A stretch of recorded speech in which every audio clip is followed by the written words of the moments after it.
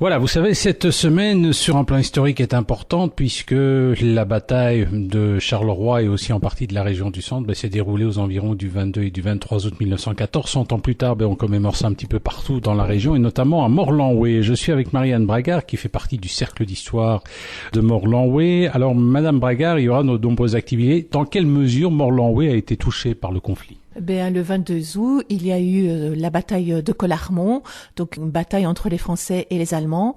Les Français qui essayaient donc d'arrêter la descente des Allemands vers Paris. La bataille fut sanglante, il y a eu énormément de morts. Les Belges n'y ont pas participé, mais la vie des habitants de Carnières a quand même changé et ils ont vécu des moments quand même avec beaucoup d'atrocités. Nous sommes avec Marianne Bragard, qui est une des représentantes du Cercle d'Histoire et d'Archéologie de Morlanway. Morlanway qui commémore le centenaire de la Grande Guerre avec différentes activités, une thématique sur les sentiers de la guerre. Ça démarre ce vendredi 22 août avec l'inauguration d'une exposition qui se tient à la maison communale de Carnières, place de Carnières. Qu'est-ce qu'on peut voir de manière globale dans cette exposition, Madame Bragard ? Bien, dans cette exposition, nous allons reprendre un peu le fil conducteur de l'exposition qu'il y a eu ici au Prieuré de Montaigu. Donc, un peu l'origine de la guerre 14. Parler bien entendu de la bataille de Collarmont et alors nous allons parler un tout petit peu, mettre une bâche ou deux sur les animaux, le rôle des animaux pendant la Grande Guerre, puisque ce sera le thème d'une future exposition. Oui, parce que je crois que vous avez eu un superbe don, un don de selles de cheval, je crois. Oui, donc des selles de chevaux, donc de 1914, de 1930, de 1940 également, des harnais, enfin vraiment tout l'harnachement du cheval. C'est un merveilleux don et nous voulons le montrer à la population. Nous sommes avec Marianne Bragard, représentante du Cercle d'Histoire et d'Archéologie de Morlanway. Vous savez, à Morlanway, on commémore aussi le 100e anniversaire du début de la Grande Guerre. Ça se passe les 22 et 23 août. Alors, ce vendredi 22 août, il y aura aussi un parcours de mémoire au cœur du champ de bataille, mais un parcours un peu original, Madame Bragard. Bien oui, donc ce parcours de mémoire donc va traverser une partie donc de Carnières et plus principalement où se déroulait la bataille de Collarmont et il s'est passé des petites choses, des petites anecdotes que nous voudrons faire partager avec le public mais en slam pour essayer aussi d'attirer les jeunes et puis c'est un nouveau mode d'expression donc pourquoi pas. Donc ce seront toutes des petites scénettes racontant un duel, racontant une petite relation amoureuse et puis faisant la part belle aux héros de cette guerre. Alors, vous pouvez nous situer l'endroit où ça va démarrer, à quelle heure ?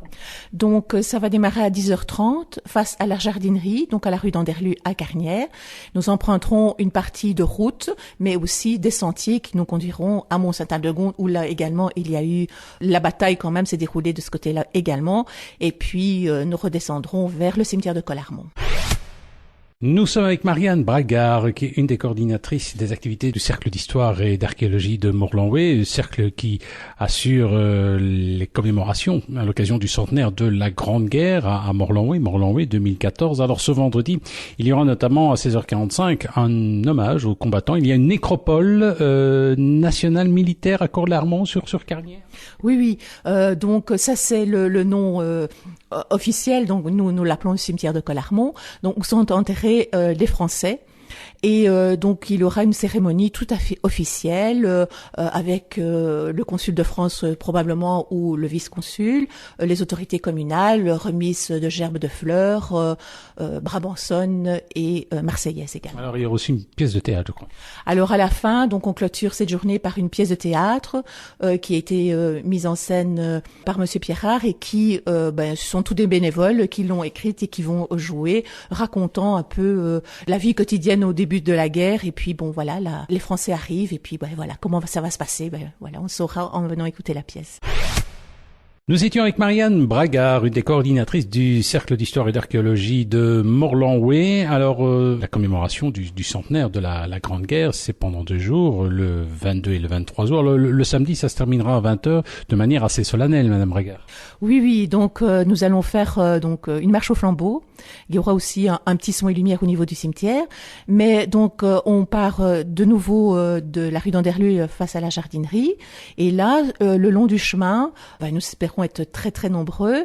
Il y aura également une série de petites scénettes, avec des soldats, avec des figurants habillés en soldats allemands, soldats français. Et on essaiera de reconstituer un petit peu ce qui s'est passé ce jour-là, l'ambulance, le duel de nouveau, voilà. Et toute une série de petites scénettes. Puis on se dirigera vers le cimetière de Collarmont, qui sera illuminé, et alors les flambeaux seront distribués et nous rendrons un dernier hommage aux combattants et aux soldats enterrés dans ce cimetière. Voilà, ce sera donc le samedi 23 août à partir de 20h. Merci Madame Bragard. Nous sommes avec Franck Villano, qui est metteur en scène, et c'est lui qui se charge notamment des petites capsules vidéo que l'on pourra voir dans le cadre du spectacle Sombre Rouge qui a lieu ce week-end sur la place de Gauzet. Alors Franck Villano, qui êtes-vous ? Eh bien, je suis un réalisateur de télévision, j'ai 46 ans, et je suis un ex-habitant de la région, puisque je suis né à l'hôpital Notre-Dame, à Charleroi, et j'ai vécu toute mon enfance à Gauzet pour mes premières petites années, donc là j'ai pas beaucoup de souvenirs, mais surtout à Marbella-Tour, où je suis resté jusqu'à mes 21 ans. Alors vous avez réalisé ces capsules, le fil conducteur peut-être ? Alors effectivement, les capsules vidéo qu'on va découvrir à l'occasion du spectacle, chacune d'entre elles raconte une histoire très locale. Donc, ce qui s'est passé à Gauzet le 22 août, ce qui s'est passé à Maubeuge à partir du 25 août, ce qui s'est passé à Erqueline le 23, etc., etc.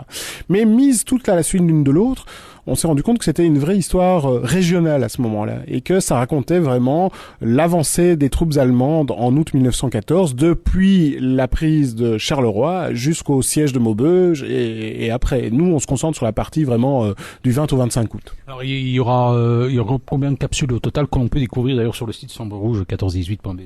Oui, tout à fait. Donc il y a 12 capsules en tout, et pour le spectacle, il y aura évidemment un élément fil rouge supplémentaire qui est l'histoire de Marie, une jeune demoiselle de 17 ans qui vient se promener en Haute-Sambre, qui parcourt le chemin du halage le long de la Sambre de Charleroi à Maubeuge, et tout au long de sa promenade, elle a des drôles de sensations en elle. Il y a des choses qui lui parlent, mais elle se rend pas bien compte de quoi. Et en fait, après un moment, elle se rend compte que ses 4 arrière-grands-parents, ses 4 arrière-grands-pères étaient chacun soldats dans une armée différente, un Belge, un Français, un Anglais et un Allemand, qui se sont battus les uns contre les autres, mais qu'heureusement est le produit de cette ascendance. Donc le message qu'il y a derrière ça, c'est simplement dire, voilà, il y a un siècle, l'Europe était à feu et à sang. Un siècle plus tard, l'Europe est en paix. L'Europe occidentale, en tout cas, est largement en paix, et depuis bien longtemps. Et finalement, c'est grâce à la bonne volonté et au bon vouloir des gens qui se sont rendus compte, après les 2 conflits mondiaux, de la boucherie insensée qu'avaient été ces conflits, et qui ont décidé de faire un pas l'un vers l'autre plutôt que de se regarder en chien de fusil perpétuellement. Nous sommes avec Franck Villano, qui est metteur en scène et qui se charge notamment d'un spectacle qui aura lieu le 24 août, donc dimanche à 21h sur la place de Gauzet. C'est pas vraiment un spectacle avec des figurants, etc. C'est plutôt du multimédia. On va jouer sur le son, les lumières. Exactement. Donc en fait, l'ensemble du spectacle, qui durera 35 à 40 minutes, le cœur est constitué des fameuses capsules vidéo qui ont été commanditées par Sombre Rouge, avec le fil rouge de Marie qui les relie toutes entre elles. Il y aura quelques interventions malgré tout ponctuées de vrais gens, si j'ose dire, mais l'essentiel du spectacle est constitué d'un grand diaporama audiovisuel avec un son en 4 dimensions, puisque le son sera diffusé depuis tous les murs de la place, et les gens seront vraiment immergés au centre de l'action. Et alors cela dit, il y aura des explications. Alors au niveau technique, vous avez utilisé la technique Keywall. C'est quoi en gros? C'est le Green Key?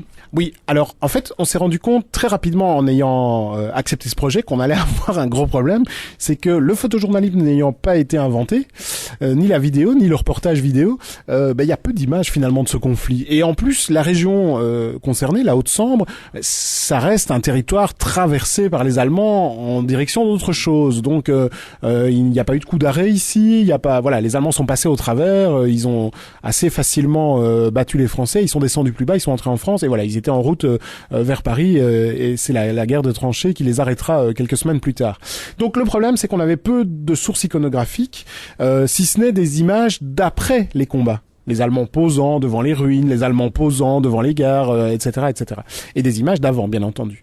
Et donc, sur l'instant même, on n'a pas beaucoup de sources. Donc, il a fallu les réinventer. Ce qu'on a utilisé, c'est effectivement des techniques d'animation au sein des photos pour resimuler, réinsuffler un souffle de vie dans des photos figées, resimuler ce qui s'était passé. Et on a aussi incorporé des personnages en mouvement qui ont été tournés ici sur fond green key et qui ont été incorporés dans les décors d'époque. Alors nous sommes avec Christine Charru, directrice de la Maison du Tourisme du Pays de Val-de-Sambre et Tudigny. Alors ça y est, ce week-end, c'est la commémoration du centenaire du début de la Première Guerre mondiale, et particulièrement de la bataille de la Sambre qui s'est déroulée dans notre région. Plein d'activités, surtout dans sa région. Oui, vraiment pour tous les goûts, pour tous les intérêts. Ça va de l'exposition de photos en passant par des bivouacs, par des balades en tram avec des comédiens. Ce sont des promenades guidées et puis c'est un spectacle qui montre en fait l'ensemble des batailles de la Sambre. Oui, un spectacle ambitieux, notamment sur la place de Gauzet. Oui. Donc là où on peut peut-être appeler ça un spectacle multimédia, on va y mettre toutes des capsules vidéo, il y aura du son, il y aura de la lumière, il y aura des figurants et le spectateur va se retrouver au centre du spectacle et ça va se passer autour de lui. Alors cela dit, ce n'est jamais que le début parce qu'on est parti pour 4 ans. Oui, on est parti pour 4 ans. Je ne veux pas dire que tous les ans on va répéter ce type d'activité. Ce qu'il y a, c'est que c'est l'amorce, donc c'est le coup d'envoi. On voulait vraiment faire quelque chose de tonitruant et c'est pour ça qu'on a concentré toutes les activités sur un même week-end pour que ça ait de la force. Et puis, bien durant les 4 ans, il y aura les circuits pédestres qui seront à découvrir, le site internet qui va être complété et puis des actions qui vont être menées par les centres culturels, par l'enseignement où on va avoir des partenariats. Nous sommes avec Monsieur Noël Van Kerkhoven, qui est bourgmestre de Fontaine-l'Évêque et également responsable de la culture sur Fontaine-l'Évêque. Alors vous le savez, ce week-end on célèbre le centenaire de la bataille de la Sambre. Il y a 100 ans de cela, les Allemands envahissaient notre région. Sambre rouge, c'est un beau projet. Alors qu'est-ce que vous allez faire sur Fontaine-l'Évêque ce week-end ?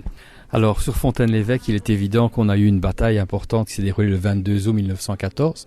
Donc, ce vendredi, à partir de 17h30, on va faire une commémoration, puisque ce sera carrément jour pour jour, de la bataille de Lerne, qui a eu lieu sur les hauteurs de l'Espinette, à Lerne. Et nous allons là-bas prévoir un cortège en musique et nous allons planter, comme en tant que cérémonie d'ouverture, l'arbre du centenaire. Cet arbre, où sera-t-il planté exactement ? Alors, il sera planté à l'entrée du cimetière de Lerne, derrière la croix qui a été offerte par Madame Champetier de Ribes pour les victimes du combat qui ont eu lieu à Lerne sur les hauteurs de l'Espinette. Est-ce qu'on commémore régulièrement la Première Guerre mondiale à Fontaine-l'Évêque ? Est-ce qu'il y a des associations patriotiques qui s'en occupent ou pas ? Oui, il y a toujours chez nous les associations patriotiques qui existent. Bon, bientôt, bien sûr, les anciens combattants sont quasiment disparus, mais il y a toujours des relais qui se sont mis en tour et qui commémorent ça. Donc, le 11 novembre, chez nous, reste une tradition fort importante et cultivée à partir de 11h tous les 11 novembre, de manière à pouvoir ainsi commémorer les victimes de la Grande Guerre. Merci. Nous sommes avec Madame Roulin-Dujeu, qui est échevine du tourisme de la commune d'Amsureur. Vous savez, cette année, on célèbre le 100e anniversaire du début de la Première Guerre mondiale. Et puis, c'est aussi ce week-end le 100e anniversaire de la bataille de la Sambre. Amsureur est impliqué dans cet événement. Alors, Madame l'échevine, qu'est-ce qui va se passer à Amsureur-Naline ? Alors, à Amsureur-Naline, on fait 2 choses. Donc, au niveau du château, dans le château communal, on organise une exposition marine. Vous allez me dire pourquoi la marine à Amsureur-Naline? Parce que dans l'entité, on va dire dans la région de Charleroi, il y avait quand même tout ce qui était fleuve et des canaux et d'autres cours d'eau. Et il faut se dire que en 14, quand nos soldats sont partis, il y avait rien pour les ravitailler. Donc on avait une marine belge qui était sur des bateaux, on va dire, qui n'étaient pas des bateaux de guerre, mais qui ont participé et qui ont dû faire la guerre. Donc c'est quelque chose qui n'était pas connu. Et on a eu la chance de tomber sur l'amicale de Châtelet, qui elle s'occupe justement de tout ce qui est la marine. Et c'est eux qui vont venir exposer 2 peintres. Il y aura Monsieur Louis Royon et Carlo Adams, qui sont 2 peintres belges et qui ont été des peintres pour la marine belge. Donc on va voir plusieurs voiliers, des bateaux, d'autres peintures, les costumes des marins belges. Donc comme ça vous verrez la différence, c'est le même costume que ce que les Français, à part le pompon qui change de couleur. Voilà, et puis il y aura aussi un bivouac, je crois. Il y aura un bivouac. Ça, le bivouac, il y aura des Belges, donc des soldats belges, des soldats français, des soldats allemands. Il y aura un taxi de la Marne, il y aura une cuisine volante. Le bivouac sera visitable par les gens, donc ils pourront rentrer à l'intérieur. On leur donnera les explications. Il y aura des chevaux, il y aura tout ce qu'il faut au niveau bivouac. Et alors ils vont faire aussi normalement une commémoration à un monument. Donc ils sortiront en cortège et ils viendront nous retrouver. Donc voilà. Et il y a une conférence aussi le vendredi à 19h. Voilà, un rendez-vous donc à ne pas manquer. Merci.